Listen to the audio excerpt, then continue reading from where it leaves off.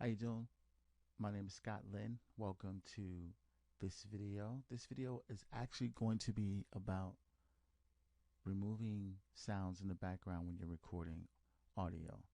Now, this whole video series and actually this channel is all about recording voiceovers or audiobooks.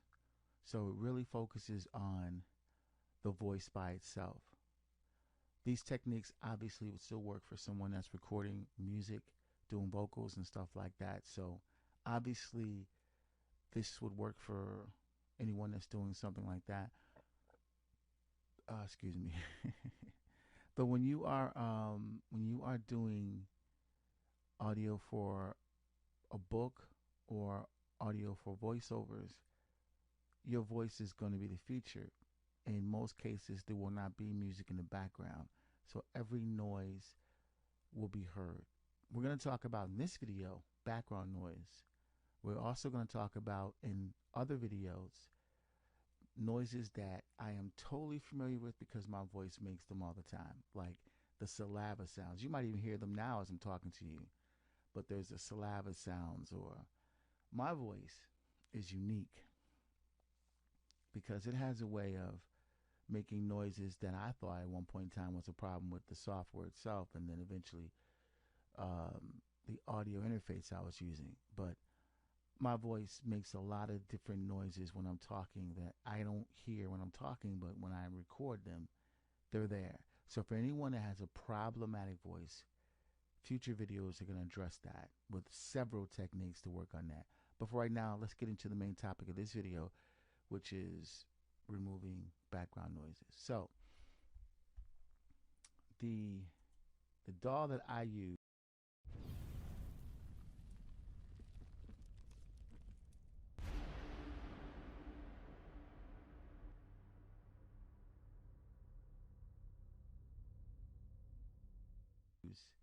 is Cubase. Okay, this is my baby. Okay, this is what I've been using for years. I started off using Cakewalk Sonar for a while, and then I got introduced to Cubase, and this is the main software I use. So for this particular video, we're going to focus on Cubase.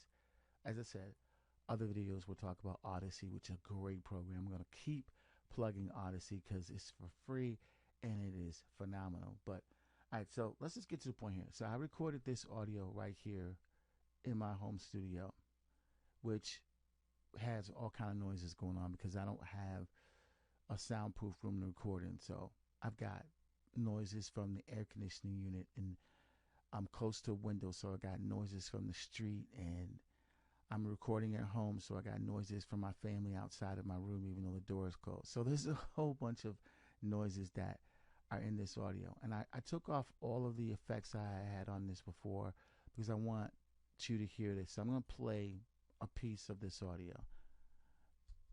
Chapter 20, Conversations with Swingers, Heidi.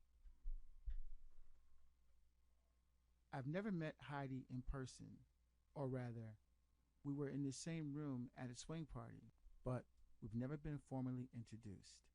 Can I just stop right there? All right, so there's noises that are in the background. There are definitely noises in the background, and it gets magnified when you because I recorded this at a very low volume. So at this volume, it's harder to really hear it. But let's do something. I'm going to, in a future video, talk about this as well as far as increasing the volume that you have. And there is a program that I'm going to talk about that I downloaded. And it doesn't cost that much, but it is effective. But any of these programs will actually do what I'm trying to do as far as increasing the volume.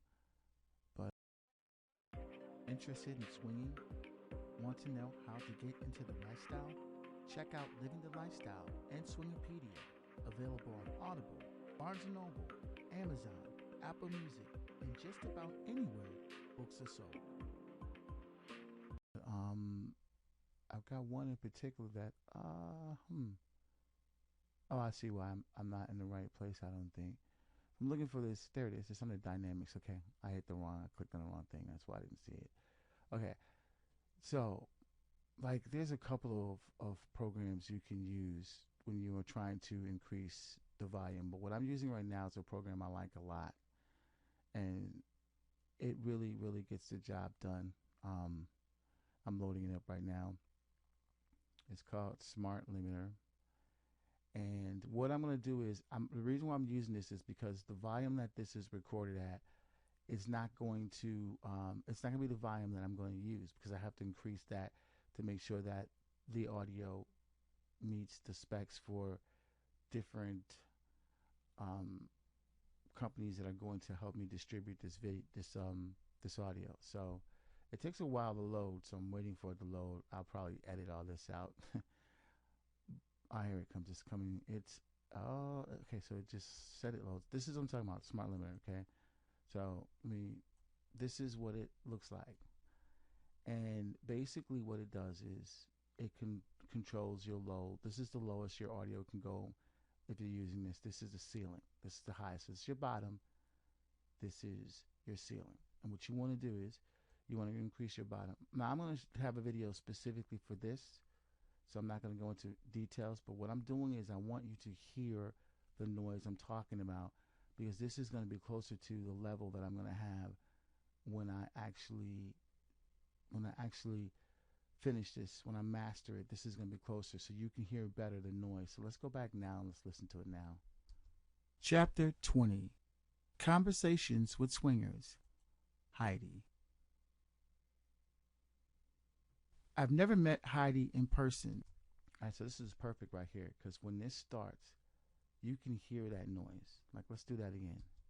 I've never met Heidi. Okay, so as you've noticed, when you're talking, it's harder to hear the background noises because the microphone focuses on your voice. But when there's a space anywhere in the audio, the noise comes up and you hear it. So this is what I want to address. So there are a couple of ways you can do this. One, you can go to each individual clip like I have done here. You can see here I've already started editing this. So I've clipped the silence. I've taken out the silence in between so that this noises are gone. That's another reason why it's harder to hear this. But at this beginning clip, you can definitely hear it. Of course, you can do this. You can push this back here, which will make it better when you start. I've never met Heidi in person, but as you can still see, if you listen to it, you can still hear it.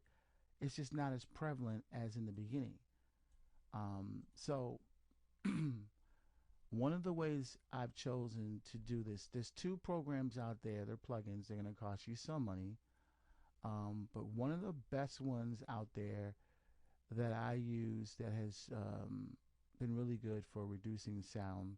First of all, there's Clarity. Clarity is great. Okay, this is the mono track, so I'm going to select mono.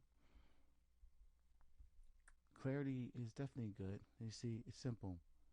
You open it up, and then you take it. I take it to max, basically, is what I do. And then let's listen to it now that Clarity is on it. I've never met Heidi. Listen to that. It's gone. I've never met Heidi in person. All right. Clarity does a good job. All right. There's another suite of programs that are also good. Let's take Clarity off for a second. I'm going to show you the other one I have. And the weird thing is, Clarity works for some sounds.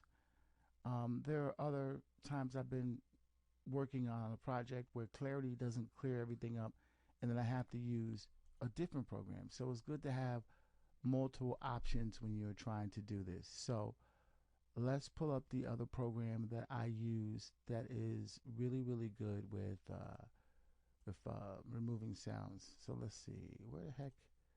Yeah, I'm having a little brain frying. Why am I not seeing anything? Okay, so I'm just not focusing is what I'm doing. All right, so I have to go to restoration, and then, okay, all these programs here, these RX10 programs, they are phenomenal, okay? They all have a certain thing that they do. For this particular situation, we're going to use Repair Assistant. And this right here, the middle right here, this is for the noise. I usually put that up, and because I have a lot of clicks on my voice also, I usually activate this portion and I use this as well. Let's see how well it does again with this particular problem. I've never met Heidi in person, so as you can see, that also works. Those are your two options for removing noise. Once again, actually you've got three options. One is to basically cut your clips so that you remove the space, but in places like this where you've got like close proximity, well, you could do this, but this would take you a long time to do. But if you wanted to cut every space in between, which would take a long time, the way you would do it is you would basically zoom in so you can see like basically what you need to. Actually, the best way to do it is right here. All right, put your cursor where you're trying to zoom in at so you don't get lost. And then you could go in and you could just basically zoom in and clip, like take the beginning off right here, you know, so that's gone. And then you could, for each clip now depending on, when you're doing voiceovers, you may have a lot to do. I'm just showing you. And this is something I'm going to cover too. This little thing right here, you see how that looks like a little S laying down pretty much? That tells me that I have some sort of noise that I may need to reduce. But we're going to talk about that in another video. I just seeing it now, it makes me think about it. That's going to be either a P sound, some type of popping, or it's going to be some type of C sound, you know, or something that is going to cause a noise that I could reduce. And if this was bigger, it'd be a bigger problem. So it may not be let's see what it is. Let's listen to it real quick. I've never met Heidi in person. See what I said? P sound. I'm going to cover how to address those P sounds in another video. But for this video, again, you've got the three ways of getting rid of the noise in the background. You can use the one program, the RX10, or you can use Clarity from Waves, or you can basically clip your video, like go in between and cut. But the problem you're going to have is you see this particular video, and this is one of my shorter videos, right? But this video basically is over 14 minutes long. Do you really want to go through and clip a 14-minute long video? That's going to take you alone anywhere from 2 to 3 hours just to go through and clip all the silence that you have in the video. So this is the way you address noise within your tracks.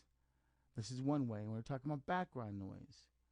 We're going to talk about other sounds that you want to remove in another video. But for now, that is it. If you have any questions, you can hit me up at scotlandauthor@gmail.com. I'll be glad to answer your questions. Please like this video. Also, as well, subscribe to my channel. I need that. This is a brand new channel. And I'm promoting my books. So depending on what you're into. If you're into the swinging lifestyle, definitely check out my books. I have Swingerpedia. I have Living the Lifestyle. A friend of mine has How to Catch a Cheater. Rick Scott has How to Catch a Cheater. So definitely support the books. At least go to the website at scotlandauthor.com. And I guess that's it for my promotions. Thank you for watching this video. I really hope it was helpful for you. And have a wonderful and excellent day. Thank you for watching.